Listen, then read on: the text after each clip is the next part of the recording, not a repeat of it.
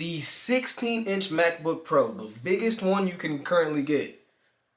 Is it too big? Is it too cumbersome to travel with? I took this thing to Thailand, the Philippines, I was in Japan, Korea, you name it. I'm not gonna just tell you, I'm going to show you how it performed in all those situations, starting with a tiny backpack, right? This backpack is currently the smallest one I have, and I already have other stuff inside of it. It's poking out of the back slot a little bit, like it's not all the way down in there. But hey, it fits in there, it zips up, and it fits on my back.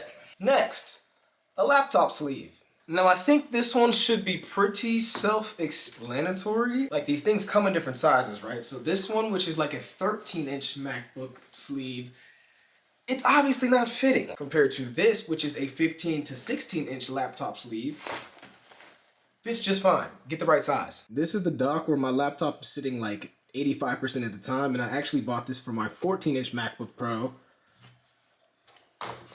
But this also fits on there just fine. Moving on to like lap editing, I'm sure you can see right here. I think that it's more comfortable than the 14-inch for lap editing simply because like the 14-inch, I feel like I had to like close my legs to balance it almost. Like it was gonna fall between my legs. But with this, I can just comfortably kind of sit and in my natural position to where my legs land, like this just bounces on it better.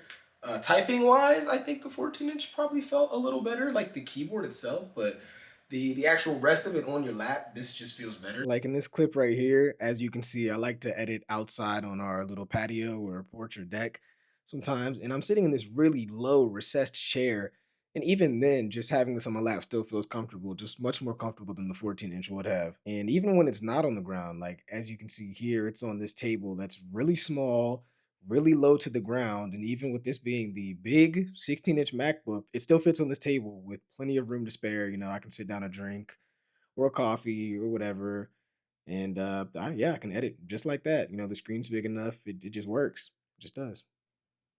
Oh, work done, finished. Oh, okay, crazy eyes. What the, hey, what the, yay! So what if you want to take this thing somewhere? So I took this thing all across the world, basically. I went through multiple airports. Here's some shots right here of me in the airport where I got a bunch of footage and clips of me editing.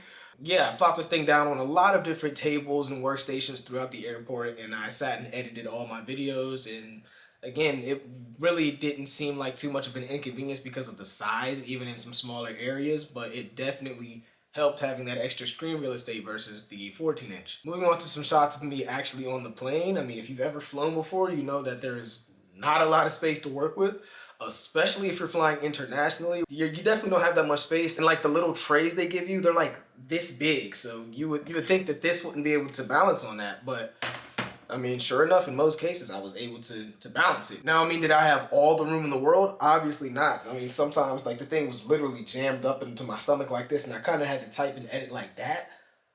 But I really genuinely don't feel like it was that much of a thing to where the laptop was too big for that. I think it was just because the space was too small, if anything. Like I feel like the 14-inch would have felt just as uncomfortable. So the final verdict from me, this is not too big to travel with at all. If anything, I think this is the perfect size to travel with.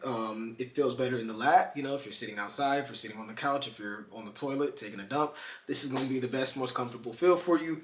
And it's not going to be too big to fit into small spaces like planes and trains, etc. Blah, blah, blah, blah. Let me know what you think. Let me know if this helped you. And definitely subscribe for more Tech Truth. Drop a comment down below if you have any more questions or anything that I missed. And I'm gone. See ya.